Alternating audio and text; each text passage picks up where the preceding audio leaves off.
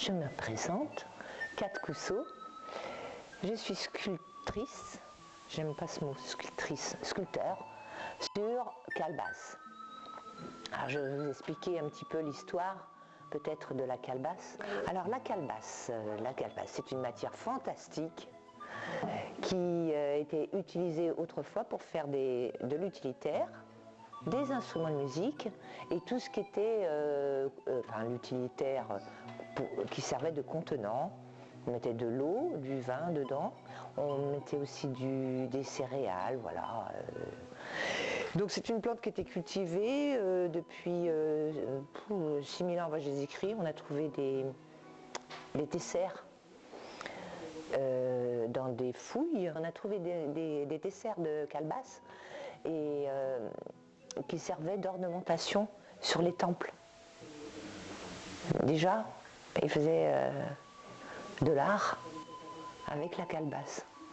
C'était pas que pyrogravé, il y avait des montages, des collages sur les temples. Voilà. Et moi j'ai utilisé donc cette matière, peut-être par accident, mais aussi parce que je connaissais la calebasse toute petite, puisque mon grand-père cultivait une espèce, la plaque de Corse, qui a une forme ronde et plate, dans laquelle il serriait tous les aliments secs. Pourquoi? Parce que dans la calebasse, il y a ce qu'on appelle un répulsif naturel qui chasse toutes les petites bêtes. Comme ça, les récoltes restent indemnes. Enfin bref. Et donc moi, j'utilise la calebasse pour mes sculptures. Donc la calebasse, les calebasses sous toutes leurs formes. Les longues, les longissimas qui viennent de Chine, Japon, les africaines, il y a un petit peu d'Europe centrale, d'Amérique du Sud pour certaines. Donc moi, mon travail consiste à casser, couper des morceaux. Le mieux, c'est de le voir là. Je coupe plein de morceaux et j'assemble. Alors, ce qu'on appelle... donc c'est une construction d'idées. En fait, au départ, je travaille avec soit un thème ou l'actualité du moment. Que dire donc, c'est un travail long, pénible, ça c'est sûr. Je travaille sans arrêt, tout le temps. Vous travaillez avec des matériaux dangereux, toxiques? Certains, oui, bien sûr, pour les peintures surtout. Après, il y a une légère toxicité dans la calebasse quand on les ouvre. Certaines ont des odeurs qui prennent vraiment bien la gorge. Faut mettre les masques quand même. Parce que le but, quand moi j'ouvre une calebasse, il faut enlever les graines, il faut enlever la cellulose qui est à l'intérieur. Je sais pas, là on n'en voit pas parce qu'elles sont toutes nettoyées. Mais par exemple, je ne veux pas montrer, parce que j'en ai pas là, j'en ai pas d'où faire, puis je ne veux pas vous en ouvrir maintenant.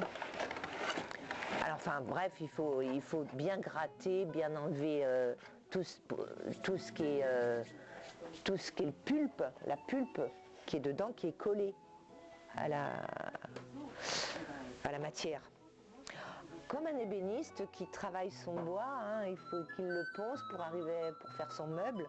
Et bien moi c'est la même chose. Puis ce sont donc une petite construction, une grande construction d'ailleurs. Pour une construction comme celle que vous avez en cours, combien de temps? C'est par étapes parce que quand vous assemblez, l'enduit il faut qu'il sèche pour continuer le travail. Donc je ne vais pas attendre que ça sèche évidemment, donc je vais édifier d'autres. Je fais les bases de plusieurs en même temps, quoi. J'en fais pas qu'une à la fois.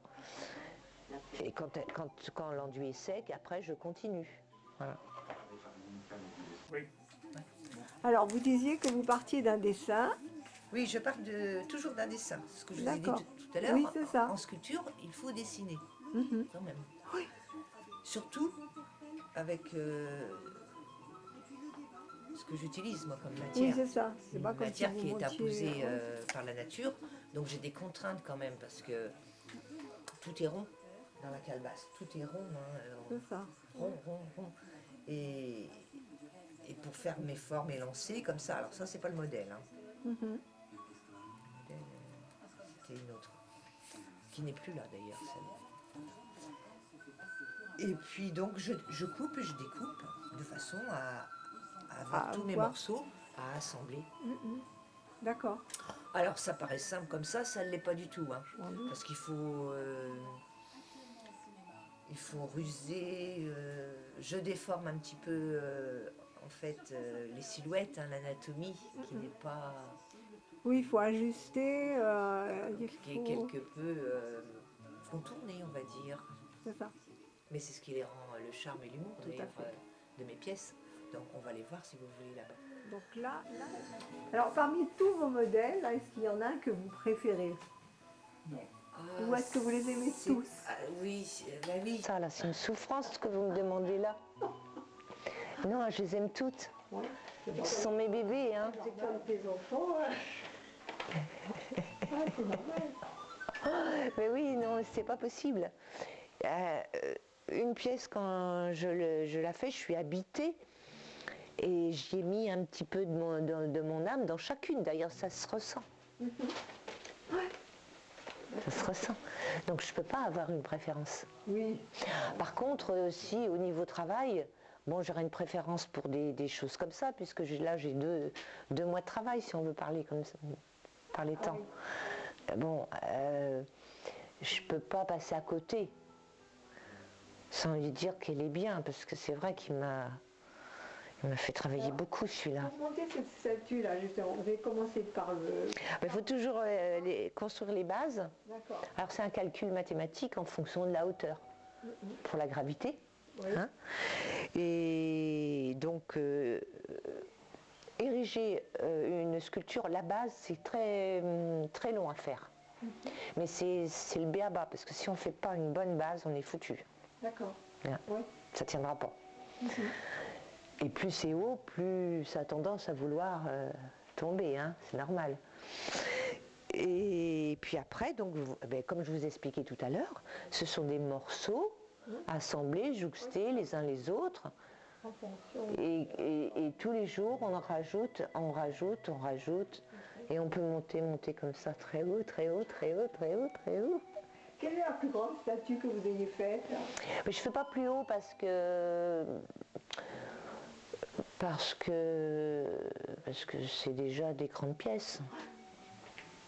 Et ce qui se vend le plus, c'est quand même des formats, ces formats-là. Faut vivre. Moi, je suis professionnelle, c'est mon métier. J'ai besoin de vendre mon travail. Alors si je fais que des grandes pièces et puis qu'elles ne se vendent pas, c'est pas le but. Hein, Et puis, voilà, je préfère passer 2 mois de temps en temps sur une pièce, ok, mais pas trop, quoi, parce que c'est 2 mois non-stop, c'est, allez, on va dire 15 heures par jour, 15-16 heures par jour. Hein. Ah ouais. Quand je vous dis, je suis comme Pablo Picasso qui disait, parce que lui, il disait qu'il était une machine à créer. Je suis une machine à créer.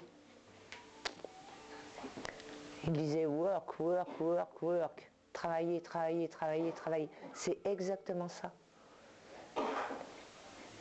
Et C'est ça. vous avez la vente de tout. Ah ben oui, parce que justement j'ai cette facilité pour l'instant parce que je suis efficace, hein, et puis je suis très active, et puis le cerveau qui est toujours en ébullition, je ne m'arrête pas. Et j'ai des prix qui sont gentils. Voilà, ça. Vous faites beaucoup de... Et c'est pourquoi je vends. Oui, c'est ça. Vous avez beaucoup de salons là, en Oui, France. oui, je fais beaucoup de salons. Ben oui, parce que ici, il n'y a pas trop de monde. Hein. Donc il faut que j'aille puis montrer mon travail en extérieur. C'est important. Et vous restez en France ou vous allez aussi à l'étranger? Ah, je ne fais pas l'international. Non, pas encore. Non. Ben non, parce que c'est le problème du stockage. Ah ouais, ça coûte cher. Là, il faut faire les boîtes tout à hauteur. Ah, c'est un boulot de fou. Ah ben, un peintre, c'est facile, il roule ses toiles. Un sculpteur, c'est chiant, quoi. Ah ouais. C'est pas la même chose, hein. Oui, Moi, un pays où j'aimerais aller, c'est au Japon. Ah oui. Ça, c'est sûr, hein. Parce qu'au Japon, d'abord, ils connaissent la calebasse, parce qu'ils l'utilisent. Et tout ce qui est végétal, hein, ils sont forts, hein. Et justement, en France, vous êtes la seule à faire ça. Oui. Sinon, oui, il y en a certaines. Alors après, il y a des dérivés, hein. Il y a des gens qui travaillent la calebasse en luminaire. Hein, ils font des trous dedans. Oui.